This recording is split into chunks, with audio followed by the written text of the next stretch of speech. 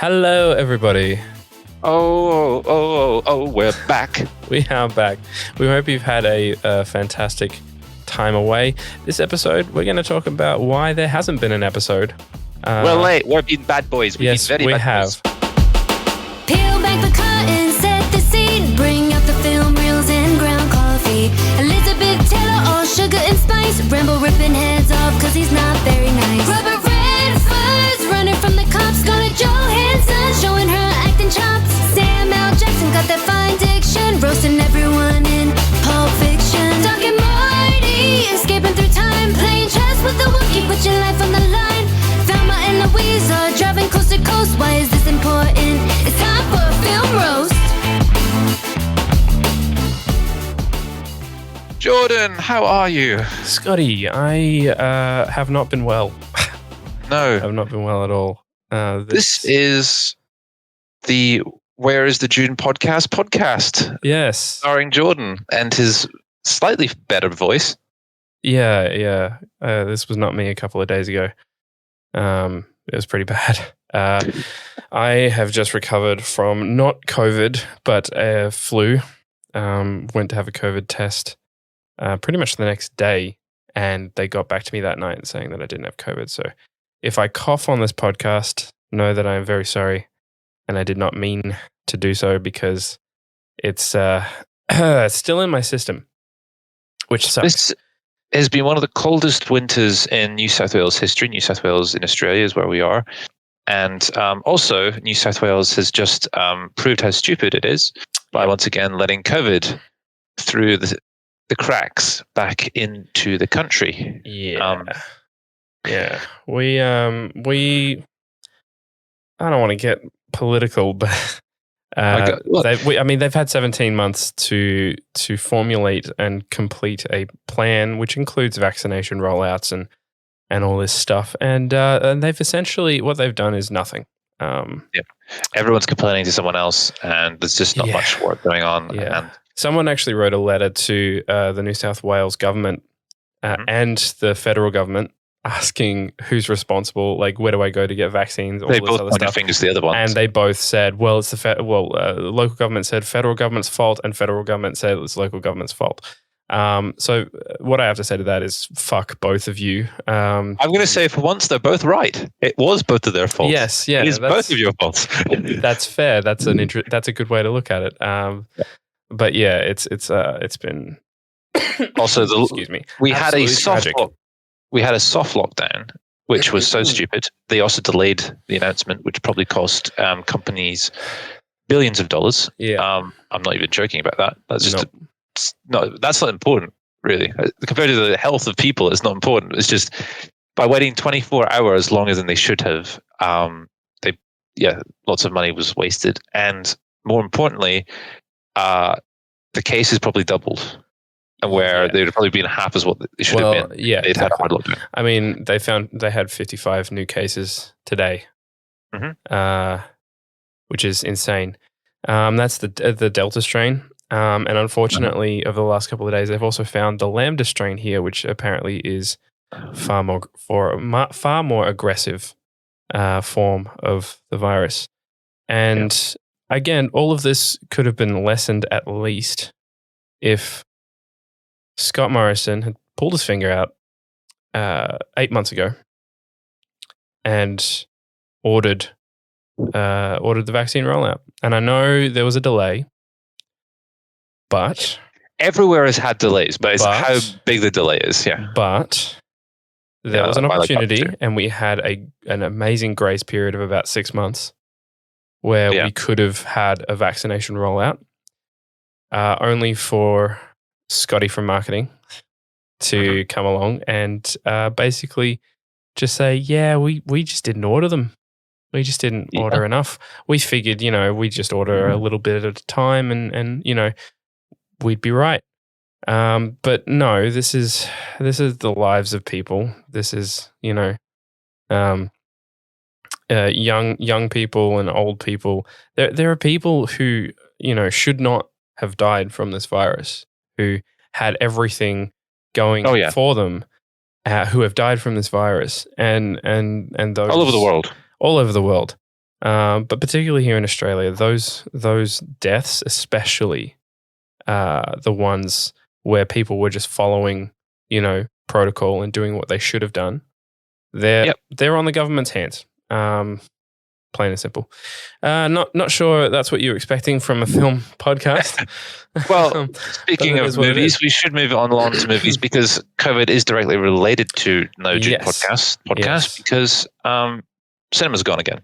Yeah. And that has obviously limited our access to the movies in general. Yeah. I wanted to go see the new Fast movie because it's spawned a bunch of new memes. Oh, we were planning on because we were by the way. The family memes are the Vin Diesel good. Family memes are just good. Hilarious. They are funny. Especially just like inserting him into all of these different movies and having him save the day because family is one of the best decisions that anyone's ever made. Mm-hmm. It's also spawned by the fact that half the cast of Fast and Furious were talking about how they all wanted to be in the next Jurassic Park movie, which isn't as far-fetched as you'd think, being that they are both, I'm pretty sure they're both produced by the same company. They're both Universal? Parent company. Yeah, Universal. Yeah. So it's, and Universal's tried and failed many times to get a cinematic universe off the ground. They tried with the Mummy reboot. Try and get like a monster cinematic universe, and it just we're not here to talk about the Mummy, but we're not here to it's talk interesting about because I really wanted to see that, and now I'm probably gonna have to wait until the DVD comes out. Oh yeah, we did a whole podcast. We watched every single previous Fast and Furious in preparation for the new one to come out, and then the cinema shut, and then nothing. And sad. I mean, I was going to watch Spirit Untamed just so that we could get smashed and talk about Spirit Untamed. And I'm kind of glad I didn't have to do that. I'm not. I was looking forward to that. Well, there'll be more opportunities to. Yes. I mean, we're never in a shortage of not great movies. Mediocre. Mediocre. Speaking of mediocre movies, there are a few movies that have hit the cinema. Yes. And one of them is on Amazon Prime and is being marketed the hell out of. I think you've seen more trailers than I have for this movie. Oh, it's so terrible. They're all over the place. But fortunately, I haven't seen it. Yes. And you did. I did see it. It took a while. It took a couple of days. So I saw Chris Pratt's new film, The Future War. Mm-hmm. And I watched it. I could not watch it in one sitting. It took me 3 days to watch this movie because I kept stopping and leaving and then coming back to it later. One of the benefits of streaming is you don't actually need to watch the movie in one go. Yes. And it was not what I'd call a fun experience. It's you got through it. Well done. I did. I did get through it. One of the highlights in the film is Sam Richardson. He is this fantastic comedic actor who he's been in a lot. If you see his face, you'll recognize his face. Yeah. And he is so funny. He's got a film coming up soon, actually, that I'm really keen for, which is based on the Ubisoft video game about. It's basically Mafia, but with a wolf. So it's like there's a werewolf living amongst the villagers. Yeah, and it's a film based on that game, and he stars as the cop that's trying to find out who the werewolf is, and it looks hilarious. But in this movie, I don't know how to. Those type of games are great fun. Do you want me to talk? Do you want me to tell you about this movie? This You know what? I mean, yes. I don't think you're going to see it. I'm not going to see it. No, I don't want to watch. So I don't want to waste my time. It stars Chris Pratt as a teacher, who inexplicably he's a biology teacher, and he's a former Green Beret army guy, and so he's playing a version of himself, basically from Jurassic Park game. Yeah, pretty much. Okay. Yeah, almost carbon copied from Jurassic Park. Mm-hmm. And he's trying to get into It's so fuck. It's such an American fantasy movie. You know what I mean when I say that, like an American army fantasy movie where the hero, he's trying to get into black ops, like he's trying to get into special ops as a job, and it's so strange because it's the archetype of the hero wanting to get this job and being told no, you can't have it. Except the job isn't like this some sort of amazing, ethically non-ambiguous thing that he can do. Not like an astronaut. People. No, it's not like an astronaut or a bioscientist. No, it's literally like, I really want to be part of this Black Ops thing so I can, get people killed. I can kill people. Yeah. Well, it's. I mean, that's between the lines, but the official reason is so I can help save America. Bullshit. And it doesn't work. I don't think it works at all. It's that sort of pseudo-nationalism has sort of died out in movies for the best. No, it hasn't, unfortunately. Overall, you've got the White House Down series with Gerard Butler that's still going strong, and they're planning on making another one. Are they? Yes. Okay, maybe they're still going strong. I mean, that type of that brand of nationalism is in the Fast movies as well, especially the most recent ones. So I don't think it's going away anytime soon. But it is not a great decision to put into a film, I don't think, because it's just it's like Christian movies. It's like Christian movies, bad Christian movies that make Christianity the focal point of the film. It doesn't work because it's preachy. It doesn't work because the religiosity of it isn't a character that we're interested in. There's no character development behind an ideology. It's not an honest version of a character either. It's because when you make something preachy, it doesn't matter what you're preaching. It mean you're obviously taking away from the truth of the story, because the truth of the story should lead you to whatever you're trying to preach, not vice versa. Exactly. And so they've got that in the background, and then they're watching the World Cup. And I don't know. I don't know how many Americans watch the football World Cup. Yeah, they do. They do? Okay, because it just seems so out of left field. Yeah. I think any big sport, any international sporting event, Americans are actually more into sport in terms of watching it. I think most Australians are. When it comes to watching a sport, Australians more into watching the cricket or the tennis more than I think Americans are. So it was a weird. I don't know. It's a weird choice. Maybe it is because I live in Australia and. I don't know why I stopped there. I was about to step back from saying that I'm Australian, even though I am. I'm not proud of it. I'm not proud of being Australian.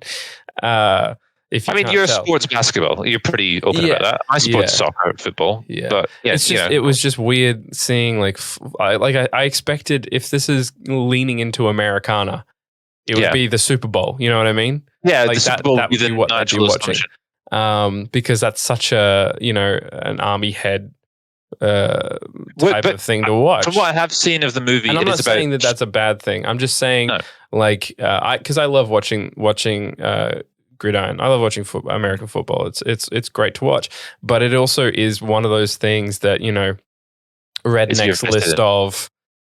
When they're saying this is what makes America great, and so they're watching the World Cup, and something happens, and then these soldiers come out of this flashy thing that appears on the main field, basically saying, "We are from the future. Earth is in danger. Yeah. We need to enlist you all."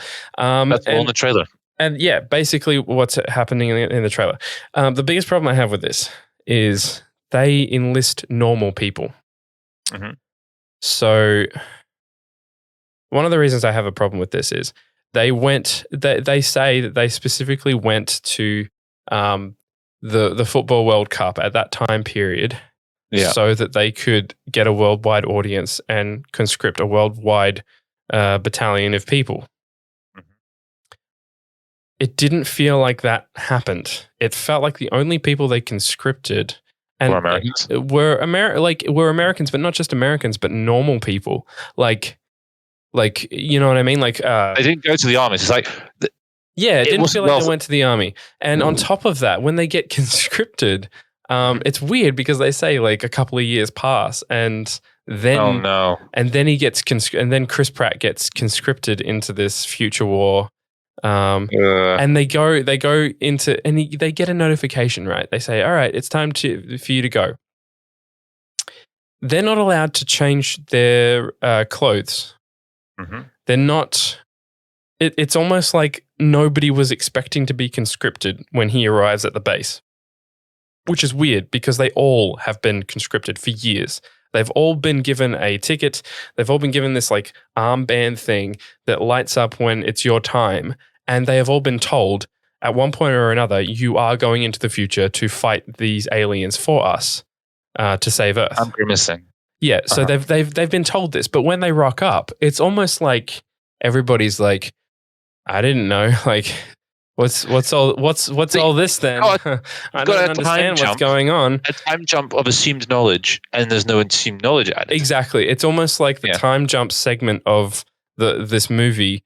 It's almost like it was added in later, and nobody else was told. None of the cast members were told, and it was a decision made on the editing room floor that they did to make this happen. This always reminds me of the. Doesn't make any sense. Yeah, this always reminds me of the Grindhouse movie. I think it's Planet of Terror.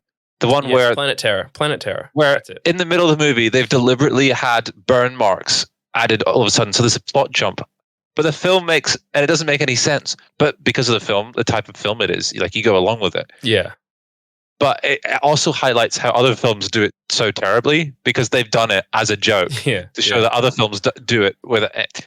It just makes me think of that because it's like, it's so stupid that it just takes you out of the movie. And this film, from even watching the trailer, it's like there are several moments of pure jumping the shark, the Happy Days thing, where it's just, you lose sight of the movie. Yeah. It's just too unbelievable. Yeah.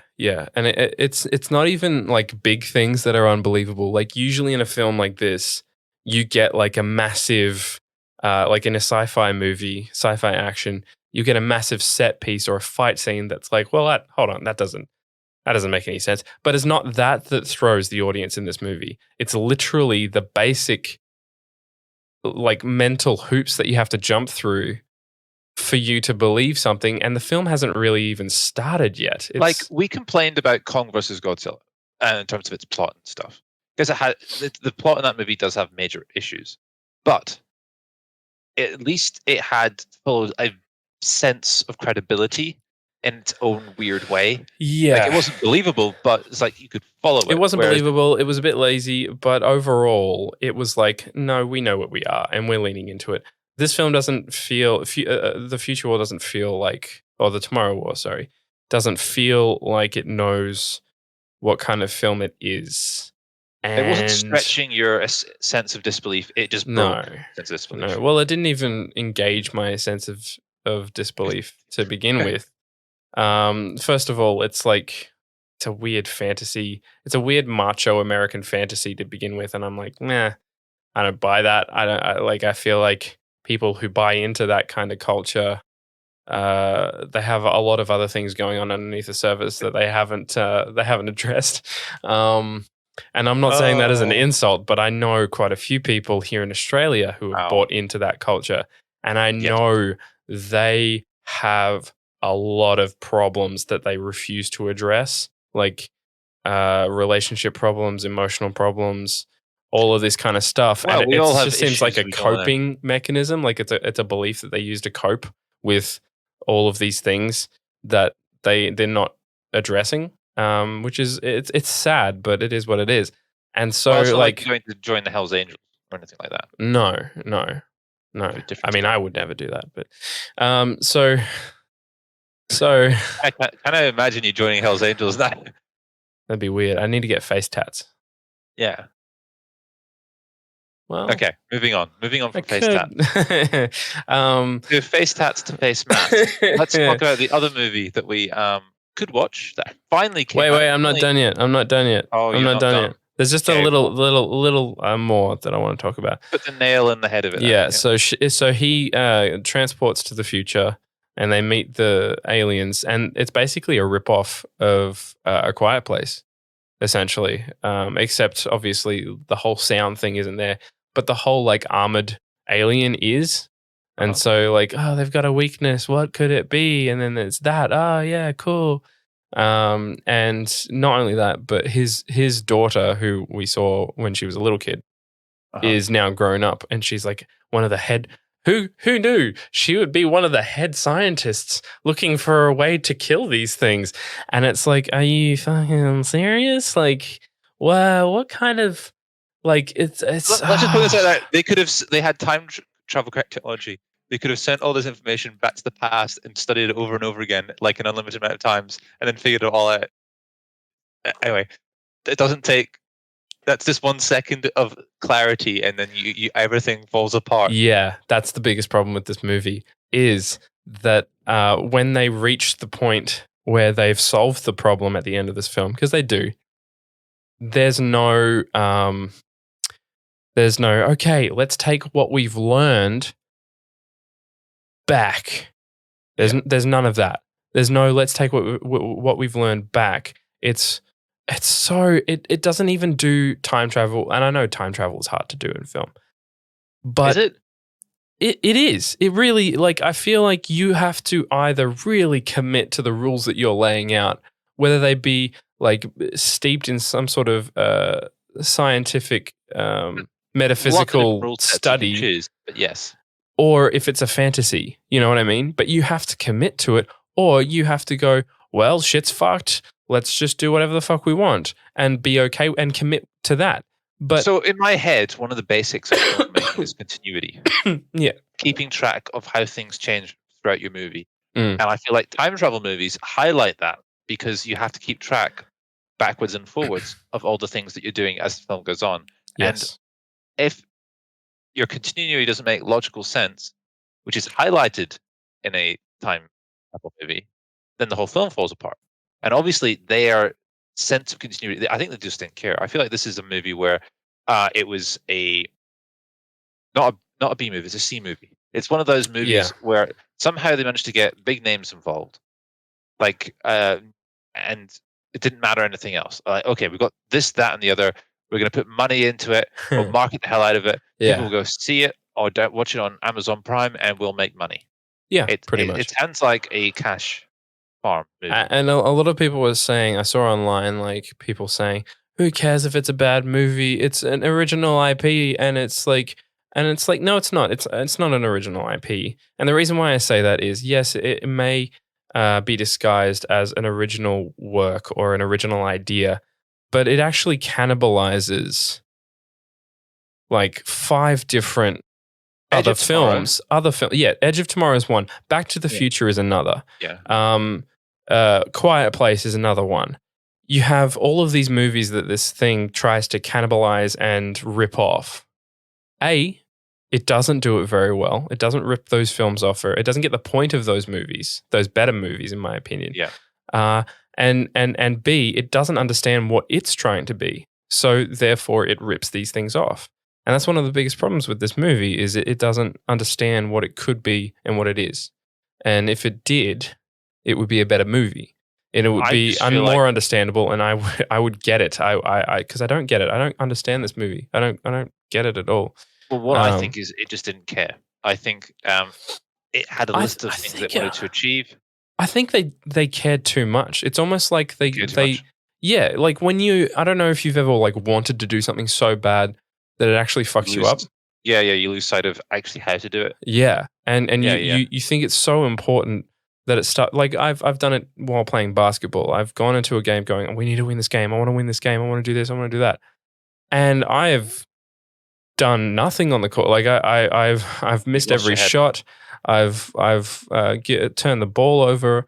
I've done the worst possible job on defense, and it's because I'm overthinking things. And I think this film is one of those movies where somebody's gone in going, I love The Quiet Place. I love this movie. I love that movie. I want to make something like that, and I want to make it good. And so they're overthinking it, and they get to post-production, and they realize that the film isn't that great. And so they've tried to change things in the movie to make it better, but it's actually made it worse because now it's like several different new ideas that don't fit with your original vision that you're trying to change it with. And it's not a great film. And that's all I'm going to say about it. Yeah, I think we've talked about it for too long, to be honest. That's fair. I feel like it's a waste of time to go watch it, and it felt like a waste of time for us to talk about it. But there isn't much to talk about. But there is the movie that was meant to come out not last April, the April before. Yes. Black Widow, and it finally came to Disney Plus. Yes.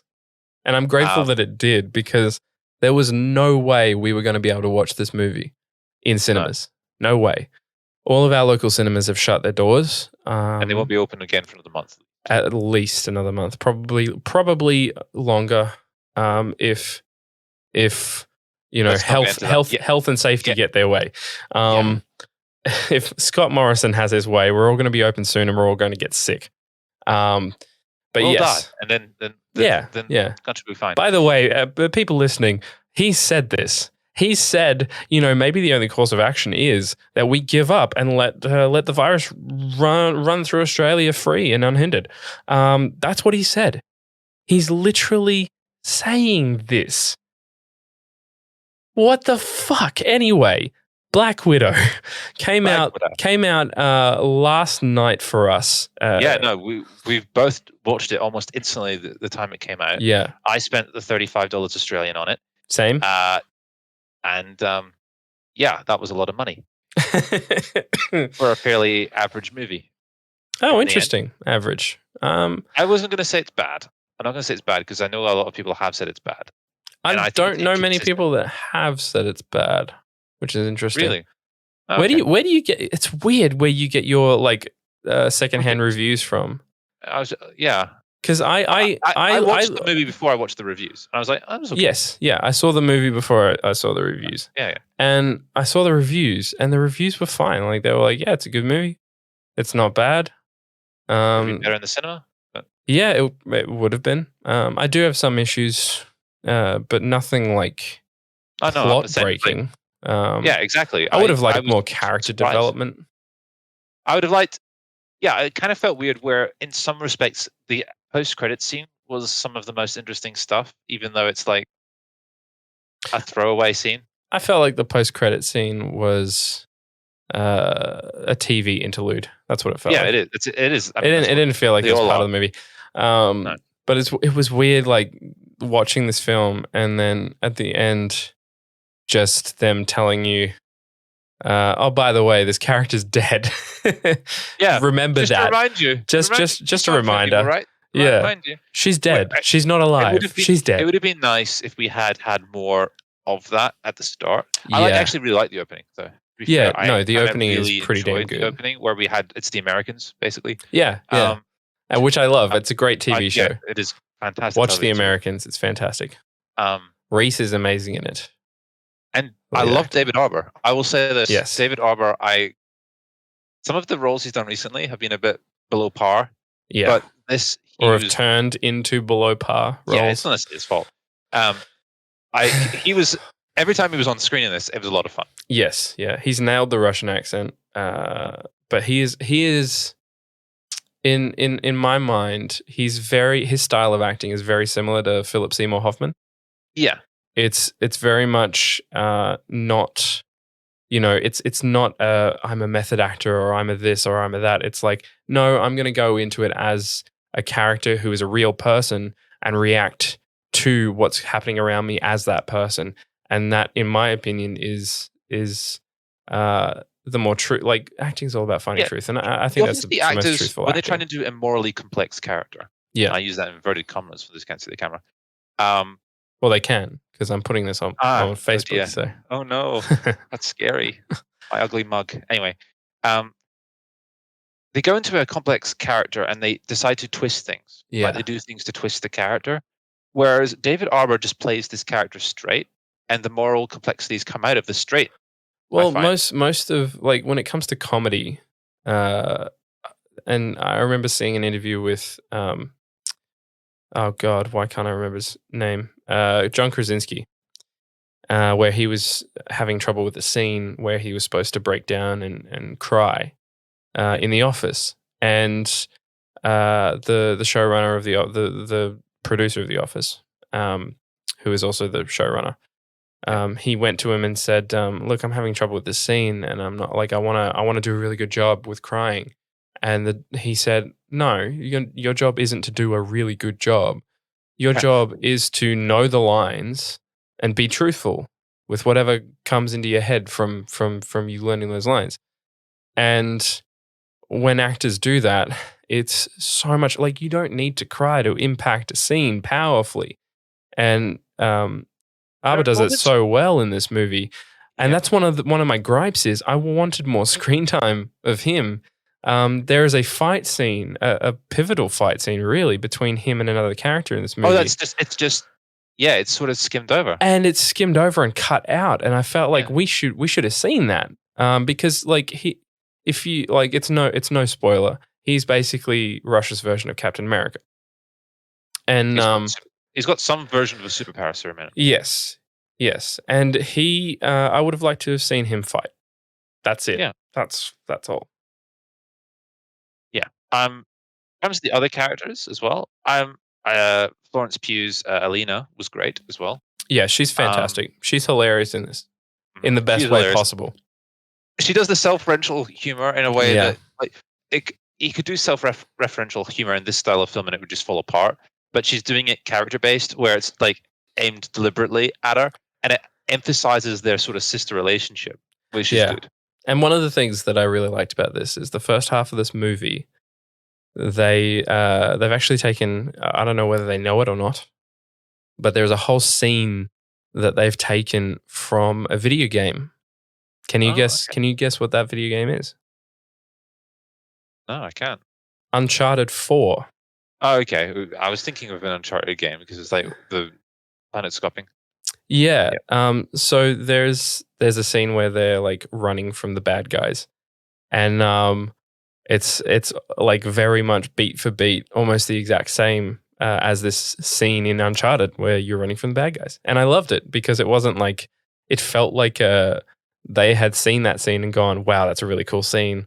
Let's see if we can use something like it. Like they didn't rip it off completely, which was good.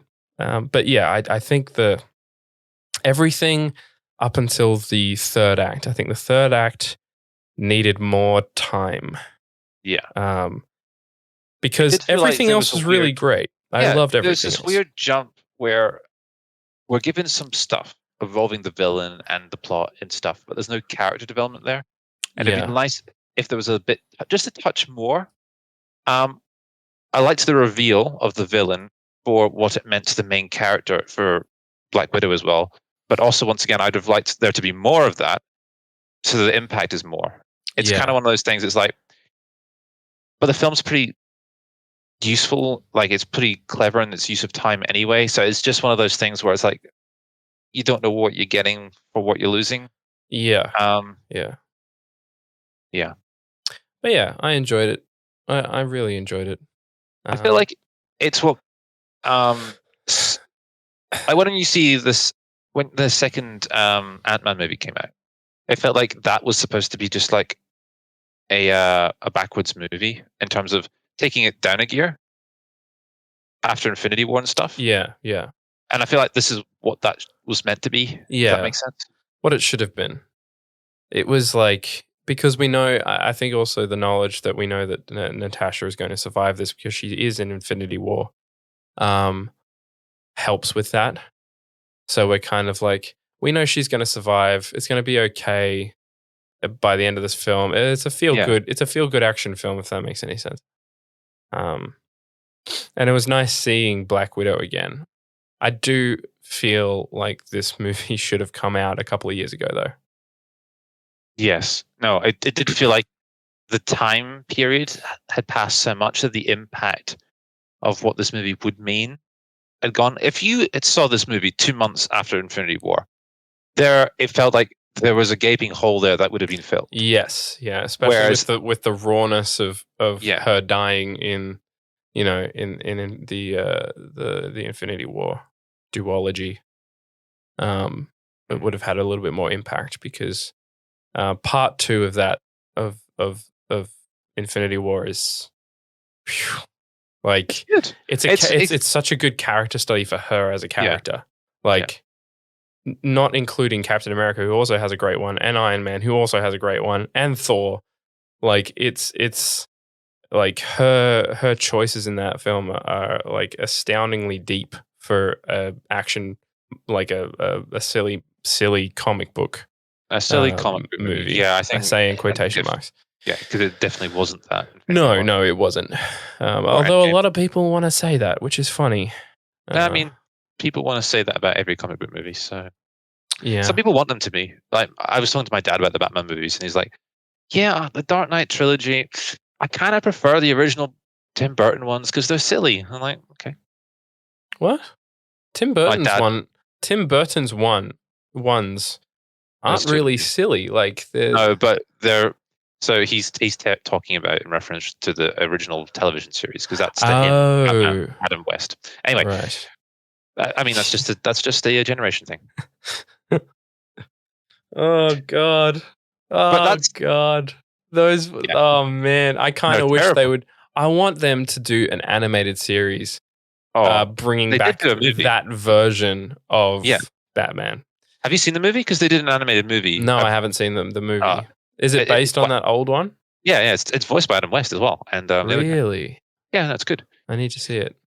It's fun. Because I find the campness hilarious, especially considering like just who Batman the character is. Like even back then, with all the campness, he's still both of his parents have been killed, and he's still trying to stop these cartoonish villains from taking over Gotham and destroying. They play into the madness of Batman a bit more, but in a completely different way to the modern Batman. Yeah. Batman changed post The Dark Knight Returns. Anyway, no, he didn't. He changed before then. No, Frank Miller. The comic book series, The Dark Knight Returns. Oh, you're talking about okay. You're not talking about the movie. I'm not talking about the movies. No. All right. So I was like, what the fuck are you talking about, dude? It happened decades ago.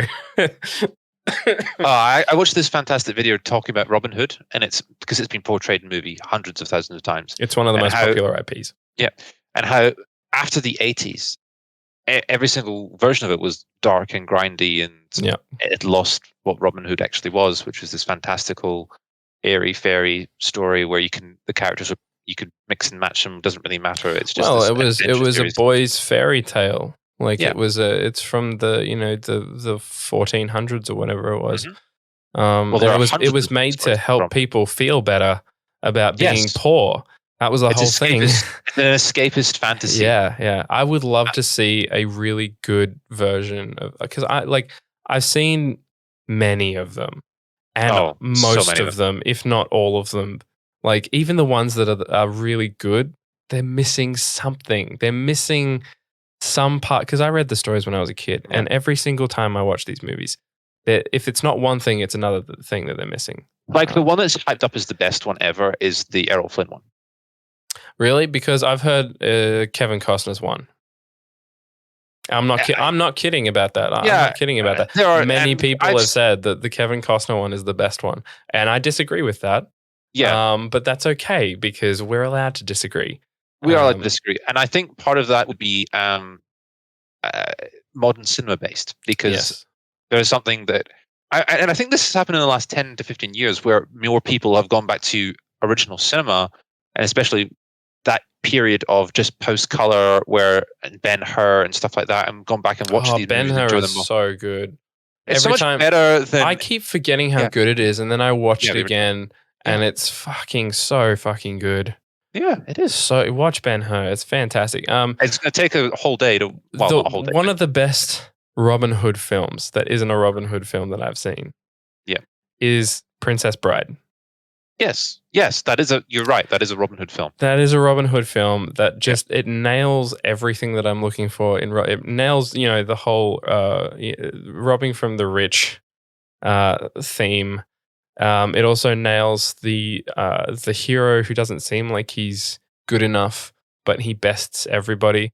I love the 3 trials that he goes through with these 3 fantastic, so good characters, so well played, so funny. It's just great. I mean, and it's got one of the best sword fights that have ever been put to film ever. Yeah, and if you haven't, and we both have a friend who refused to see it because he saw the title and he thought, that sounds like a girly film. Yeah. And it sucks. It's such a childish thing to say about a film you haven't seen, because The Princess Bride is one of the best action comedies. I'm going to call it an action comedy. An action comedy that's been filmed. I think it's one of the best. I think other thing is it's fantasy. Yeah, it is. Yeah. A lot of modern fantasy is also... And it's a romance as well. Yeah, it's a romance too. The modern fantasy has also done this thing where it's gone dark and grindy, and it doesn't need to. Yeah. You can enjoy, a bit of campiness. I think that's also all right. I think that's also Guillermo del Toro's fault a little bit with Pan's Labyrinth. As soon as Pan's Labyrinth came out, everyone was trying to copy it, which is fair because it's such a good film. But also, it's like being dark and gritty didn't make that film good. The story made it good. And the dark and grittiness was aspects of that story. Yeah. Del Toro himself loves the campiness as well, which is the ironic thing about it. If you watch Hellboy, The Golden Army, you know exactly what we're talking about. Yes, I love that movie. It's so good, it's so underrated. However, I think we love movies. I think that's the kind of the key.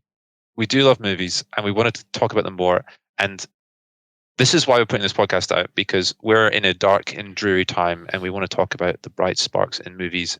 And there isn't much to talk about really in society that's nice and pleasant. We want to escape it. So whatever streaming service you have available, go and watch it. And I think that'll do us, Jordan. I think you're right, Scotty. I'm gonna see about watching more Akira Kurosawa films in the next couple of weeks. Because what's the samurai one called? Not the samurai. The samurai the Shogun. The Shogun one. Is you talking about Ran? I am talking about Ran. Yeah. Then there's maybe we should watch it together over the internet. Yeah, we could do that. We could definitely do that. I don't see why we couldn't. Yeah, we should.